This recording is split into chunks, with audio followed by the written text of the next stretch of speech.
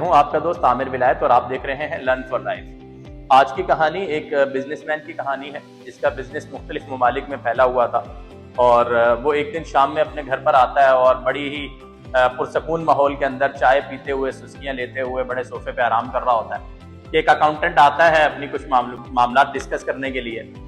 تو ایک دم اس کے ذہن میں خیال آتا ہے اور اپنے اکاؤنٹنٹ سے وہ شخص کہتا ہے کہ یار آج تو مجھے یہ بتاؤ کہ میرے پاس کل کتنا پیسہ ہے۔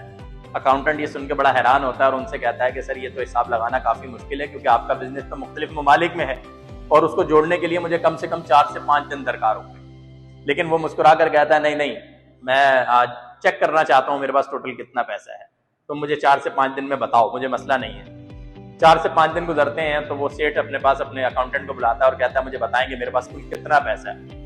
تو اس کا اکاؤنٹنٹ کہتا ہے کہ سر میں نے حساب لگایا، آپ کے پاس جو پیسے کی تعداد ہے وہ اتنی ہے کہ آپ کی 7 نسلیں بھی بیٹھ کر اگر کھاتی رہیں تو یہ پیسہ ختم نہیں ہوگا۔ 7 نسلوں کے لیے یہ پیسہ بہت ہے۔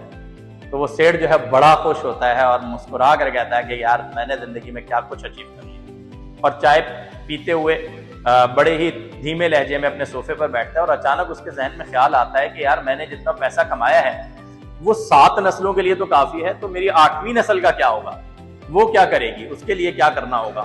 تو وہ پھر ایک دم پریشان اور غمگین ہو جاتا ہے اور سوچنے لگتا ہے کہ میری 8ویں نسل تو پریشان ہوگی اور اسے پیسہ کمانا پڑے گا۔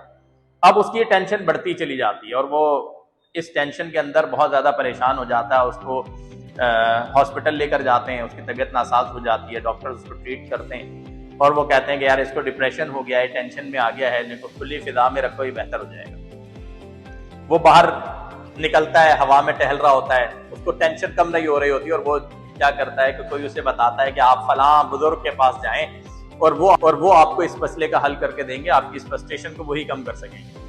وہ اس کے پاس جاتے ہیں تو وہ بزرگ اس کا سارا ماجرا سنتے ہیں اور وہ کہتے ہیں کہ آپ ایسا کریں کہ فلاں جھونپڑی کے اندر ایک غریب آدمی رہتا ہے، آپ اس کے پاس جائیں اور اس کو نا 10 کلو آٹا دے کر آ جائیں، تو آپ کی یہ ٹینشن ختم ہو جائے گی۔ وہ امیر آدمی بولتا ہے صرف 10 کلو آٹے سے ختم ہو جائے گی؟ وہ بولتا ہے ہاں بالکل 10 کلو آٹے سے ختم ہو جائے گی۔ وہ گاڑی منگواتا ہے، گاڑی میں پورا ایک بڑا راشن رکھتا ہے فل، اور گاڑی لے کے اس کے جھونپڑے کے پاس پہنچ جاتا ہے اور جھونپڑی میں جا کر اس شخص سے ملتا ہے اور کہتا ہے کہ جی میں فلاں ہوں اور میرا اتنا بڑا کاروبار ہے اور میں آپ کے لیے راشن لے کر آیا ہوں۔ تو وہ جو بزرگ تھے جو جھونپڑے میں رہتے تھے وہ مسکراتے ہیں اور کہتے ہیں کہ جی مجھے آپ کے راشن کی نیڈ نہیں ہے۔ وہ کہتا ہے نہیں ایسا نہ کریں، میں آپ کے لیے راشن لے کر آیا ہوں۔ وہ اس پر کافی ڈیبیٹ ہوتی ہے دونوں کے درمیان، لیکن وہ کہتا ہے مجھے آپ کا راشن نہیں چاہیے۔ تو وہ اس کو کیا کرتے ہیں، بولتے ہیں اچھا آپ پورا راشن نہ لیں لیکن مجھ سے 40 کلو کا آٹے کا تھیلا لے لیں۔ وہ کہتا ہے نہیں مجھے نہیں چاہیے۔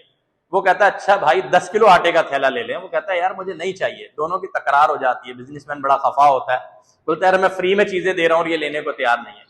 وہ اس سے بزرگ سے کہتا ہے کہ یار آپ مجھ سے یہ سب کچھ کیوں نہیں لے رہے؟ وہ کہتا ہے یار میں آپ سے 10 کلو آٹا کیوں لے لوں، کیونکہ میری زندگی کا بھروسہ نہیں ہے، میں کل ہو نہ ہو، میری سانس کا بھروسہ نہیں ہے، میں آپ سے 10 کلو آٹا لے لوں، آج کا رات تو میں نے کھا لیا، کل صبح اگر میرے انتقال ہو گیا اور یہ آٹا جو میرے گھر میں پڑا ہوگا اس کا حساب کون دے گا اللہ کو، کہ جو میں پیچھے یہ فالتو چیزیں چھوڑ کر جا رہا ہوں اس کا حساب کیسے دوں گا میں اپنے رب کو۔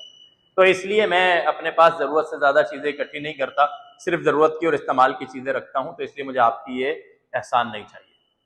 وہ جو بزنس مین آدمی ہوتا ہے اس کو جھٹکا لگتا ہے اور وہ ایک دم باہر نکل کے سوچتا ہے کہ یار اسے اپنی آخرت کی اتنی فکر ہے کہ 10 کلو آٹا اضافی رکھنے کو تیار نہیں ہے، اور میں جو ہوں میں 7 نسلوں کی آمدن ہونے کے باوجود 8ویں کی فکر کر کے بیٹھا ہوں۔ تو اسے پورے ماجرا سمجھ میں آ جاتا ہے اور پھر اللہ کے حضور حاضر ہوتا ہے اور اللہ تعالیٰ کا شکر ادا کرتا ہے اور وہ پھر لوگوں کے کام آنا شروع کر دیتا ہے۔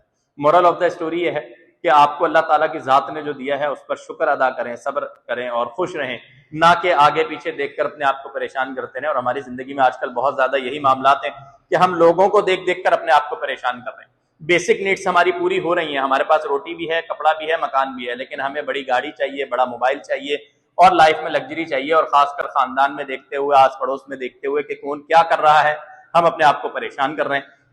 جیسا میں ہمیشہ کہتا ہوں خوش رہیں، آباد رہیں، اللہ تعالیٰ ہم سب کو ایک دوسرے کے لیے آسانیاں پیدا کرنے کا سبب بنائے۔ جزاک اللہ خیر۔